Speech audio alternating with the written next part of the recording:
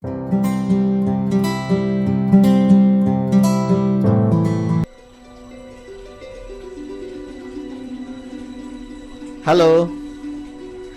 selamat siang.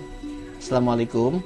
Jadi pada kesempatan kali ini saya ingin menjawab beberapa pertanyaan terkait kegiatan pertanian yang saya lakukan. Saat ini usaha saya sebenarnya yang utama di bidang IT, yaitu PT Excellent Infotama Kresindo dan PT Aktiva Kreasi Investama. Tapi saya juga tertarik dari hobi untuk usaha pertanian dengan labelnya JJ Jahra Excellent Farm.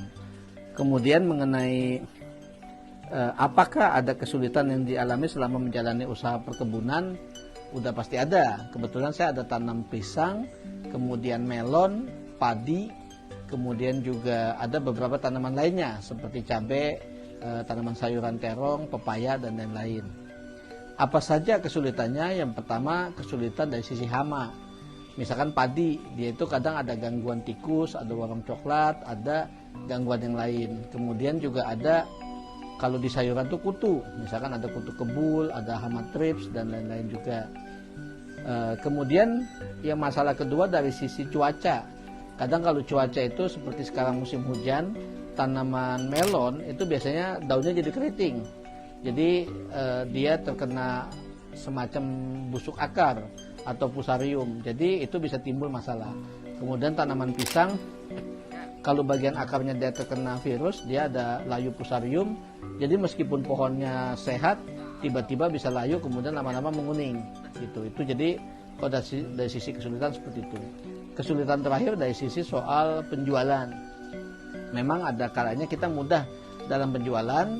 Saat ini pisang dan padi itu mudah dijualnya karena memang harganya juga bagus dan banyak orang yang butuh. Tapi ada juga hal-hal tertentu itu mungkin kita butuh proses, butuh waktu untuk menjualnya.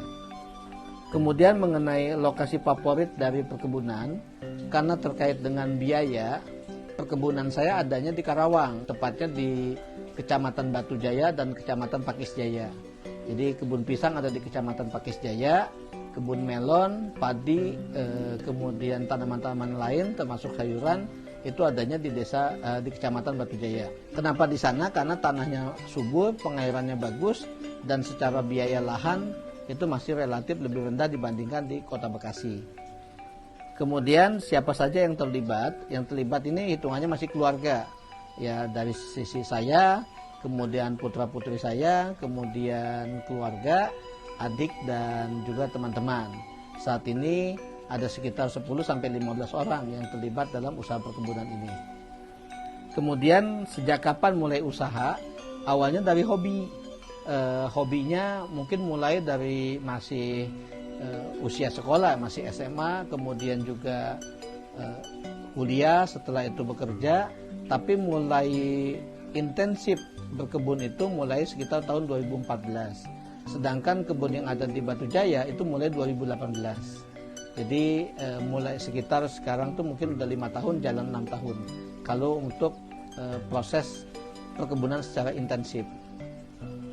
Kemudian kenapa fokusnya ke perkebunan? Padahal masih banyak bisnis lain yang juga bisa menghasilkan profit, yang bahkan bisa lebih besar.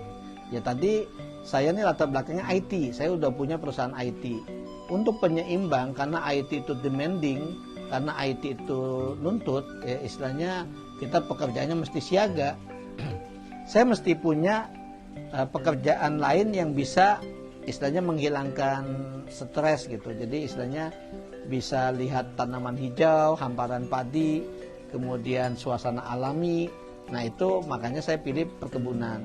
Selain itu juga dilihat dari sisi kebutuhan. Bisa dibilang manusia pasti butuh makan, butuh konsumsi. Jadi secara kebutuhan untuk pangan itu akan selalu ada. Tinggal bagaimana kita menyiasati pada saat misalkan kebutuhan itu tinggi atau rendah. Jadi itu hal-hal yang melatar belakangi. Dari sisi usaha lain mungkin saja dia memberikan profit yang lebih besar, tapi namanya usaha pasti ada tantangan. Kadang ada resikonya juga. Misalkan saya usaha di bidang makanan, saya bikin rumah makan. Mungkin secara keuntungan saya bisa lebih besar, tapi juga resiko basi, resiko pembelinya menurun, atau kejadian seperti zamannya COVID, banyak yang nggak berani keluar, itu juga bisa pengaruh. Jadi dalam konteks ini saya melihat usaha perkebunan cukup terbuka lebar peluangnya, serta mempunyai potensi adanya laba yang bisa cukup mumpuni.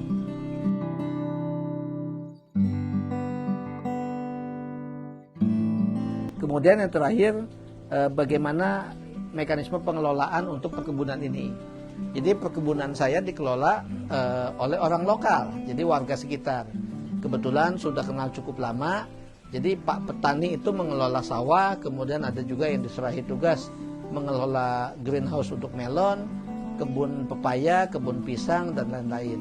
Itu sebabnya kami punya sekitar 10-15 orang, jadi sekitar 10 orang yang hitungannya tetap, dan sekitar 5 orang yang tidak tetap. Itu buat mengelola masing-masing kebun yang ada, termasuk untuk mengelola mulai dari proses penanaman, pembibitan, kemudian pemeliharaan hingga panen dan pasca panen. Ya. Jadi mungkin itu bagi yang ingin tahu detail mengenai kebunnya, bisa dilihat di YouTube, namanya ZZ Zahra Excellent Farm. Ya. Demikian, sampai ketemu lagi.